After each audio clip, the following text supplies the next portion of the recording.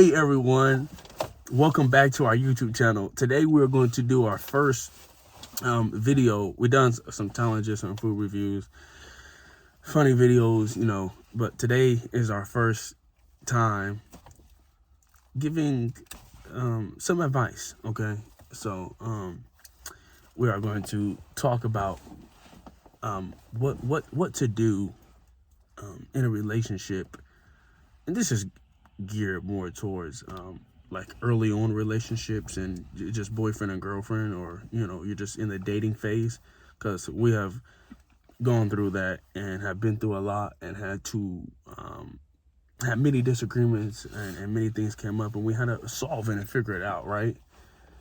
Is that right, babe? Yeah. So this is geared towards people that are in the dating stage, and what to do when disagreements come, especially if you're early on in the relationship. You don't know them that well. You don't know what, their likes and dislikes very well.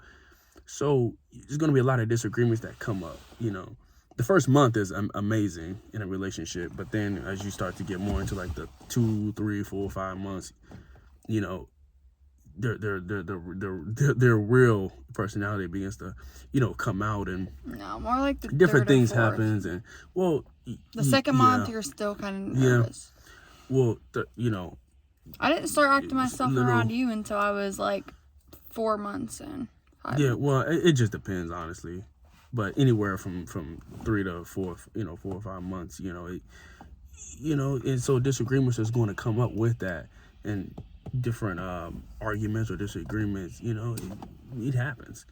So, but we want to tell you all a little bit about what to do when those disagreements come up. So the first thing that I will say is we will both give a little bit about advice personally, what helps us, but one thing that really helps me is to stay calm. Okay, stay calm. Don't begin to raise your voice.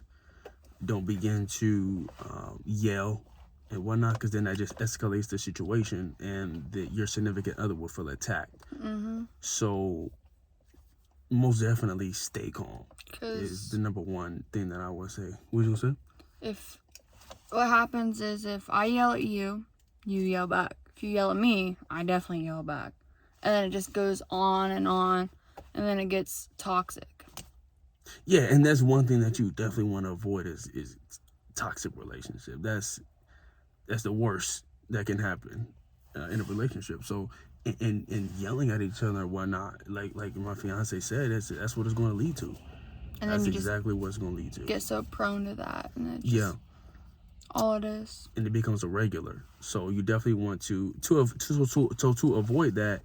Stay calm and just talk to one another. The second thing I will say, after realizing that you have to stay calm, is to let each other have a space of time to explain your point of view and your side of the story. That is so key, that each person says, and they don't get interrupted. So when your significant other's talking, you don't interrupt them. Actually listen to their side of the story and their point of view. That's something that we definitely do, right? I mean, that's something that we have mastered, right? Some huge disagreements that we have had, and we had to just be quiet and let the other person talk and actually listen. I actually have to listen to her side of the story, listen to her point of view. Like, man, I didn't look at it like that. Or vice versa. She might say, man, I didn't, I didn't look at it like that. So then she's able to, you want to say anything about that? About what? Just like trying to understand the other person's point of view. Yeah, I mean, one thing, I know this isn't really based on it, but you have to be able to admit you're wrong at times. You can't always, think you're right. That's a lot to do with understanding this. Yeah, you have to be able to admit you're wrong to even be in a relationship, because there's times where I'm like, man, that was wrong of me. I shouldn't have done that. Like, you're right. Mm-hmm. Even when I didn't want to admit it, because, I'm in that conversation, I'm so focused on wanting to be right and that, Right. Yeah. but you have to stop and be like, no, I was wrong. And then you have to tell them that, because so they know that they didn't do anything wrong. You was in the wrong. And that's humility. Humility is a big humility is a huge quality to have in a relationship. The humility goes into a lot of what my fiance is saying. You got to be able to admit it, like, I'm wrong, and let me listen to their side of the story and say, man, you know what? Hey, I did handle that wrong, or I did say the wrong thing, or I did do the wrong thing, and I understand why it hurt them. I understand why it's coming, because they was able to explain it, explain how they feel, and vice versa, So yeah, the second thing is to most definitely understand the other person's point of view. And so the third thing that I would say to do is to figure out the root issue.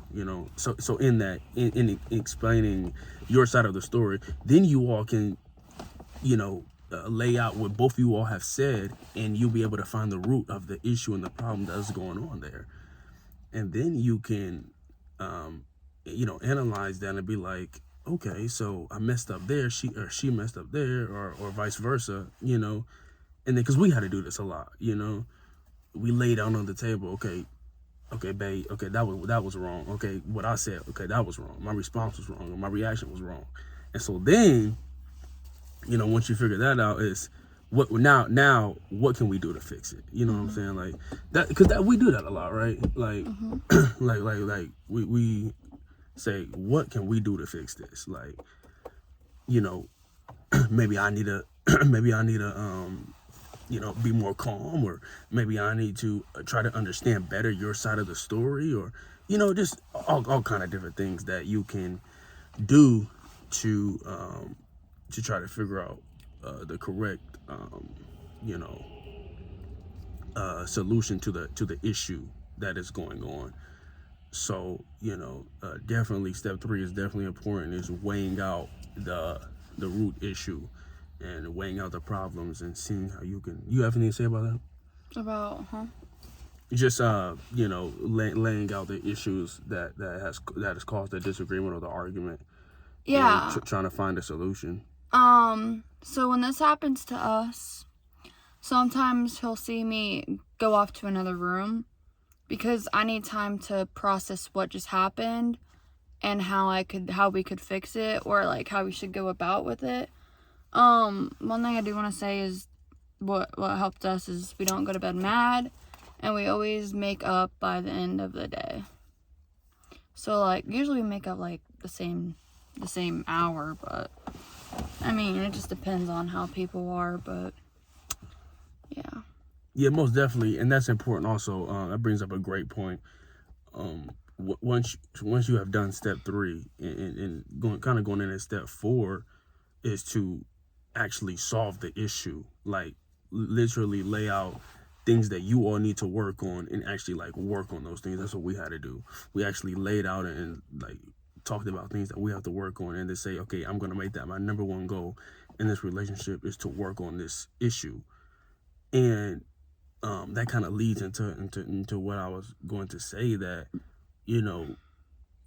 solve that issue right then and there. Don't wait till the next day. Don't wait till the next week. Like she said, we never go to bed mad at each other, because you don't know what can happen during the night with that person. You don't know what can happen to your significant other. You don't know that. And so it's great to solve that thing right there. And also, if you don't solve it there, it'll build and build and build inside of you, and then you'll react to it in a really bad way, worse than if you just were to sit down with them and talk to them about it and solve it right there. So yeah, step 4 is to definitely to find those solutions and then carry them out. Like actually solve it right then and there, carry it out, and work on it for the days or the weeks or whatever to follow as you continue in your relationship. So most definitely, like, yes. So 1, like I said, stay calm. 2 is to understand the other person's point of view and their perspective. 3 is to lay out the problems and begin to find a solution, and 3 is to actually or 4, excuse me, is to actually live out that solution and solve the situation right then and there, and then to work on it as you continue in your relationship. There's something I want to add. Oh, go ahead, talk. So like when you go back to the to understand like the other person, don't always play the victim. Don't always be true. like, very true. Yes. Don't always be like, well, you blah blah blah, or I this that. You have to understand where they're coming from. Put yourself in their shoes. Yes. Don't play the Humility, victim. man. Yes, because if you're playing the victim the whole time, I'm telling you, things are gonna get hard in the relationship, and it's just gonna snap. And it's just, don't never play the victim. Always play the victim. I mean, there are some times in a relationship where you are the victim, but don't always play it. Don't. Yeah, that's very true. Very true. I'm telling you, humility has saved our relationship so many times. I'm telling you, it really has. Just to sit back and just be humble and just like, you know what, I was wrong. And sometimes it's hard. There was one time where like I was explaining something, and she was like, and she just stopped, you know, and just sitting there, and I was like, you okay? Like, what's going on? She was like, you know what? She said, you're right. And I could tell that for some people it can be difficult to admit that they're wrong and the other person is right. But it spoke volumes to me, like, man, I really got a phenomenal woman in my life, you know, because like as my fiance, because like she's willing to admit that I'm wrong, you know, and I do the same, you know. That's one thing that we have really worked on and mastered in our relationship, is to admit that when we're wrong and to be use humility, you know, and you know, listen to the other, you know, one side of the story. So I mean, it's totally okay to, after whatever happens, to go into another room and just sit by yourself, because I have to do that. Ask him. Yeah. All the time. Or like when we're in the car and an argument comes up, I just turn and look out the window, and I stay quiet until I feel like I'm ready to talk without continuing the argument. I'm ready to be mature about it. Because when I'm in the moment, and most people do it, they're not gonna think mature. They're just gonna say what comes out of their mouth or how they feel. Yeah, instead of processing in your head in a friendly way without hurting the other person. So I mean, if you need to go in a different room or just look out the window or whatever, do it. But don't ever go to bed mad at that person. Absolutely. So that pretty much sums up this video. We just wanted to talk about what to do when a disagreement or an argument comes up in your relationship. I hope this advice was good. And yeah, that's it. Thank you for watching. I hope you enjoyed the YouTube video. Please take this time, if you have not already, to like, comment, subscribe, turn on post notifications, and share with your friends. And if you are a returning subscriber, thank you so much for watching our videos. It means the world to us. Peace.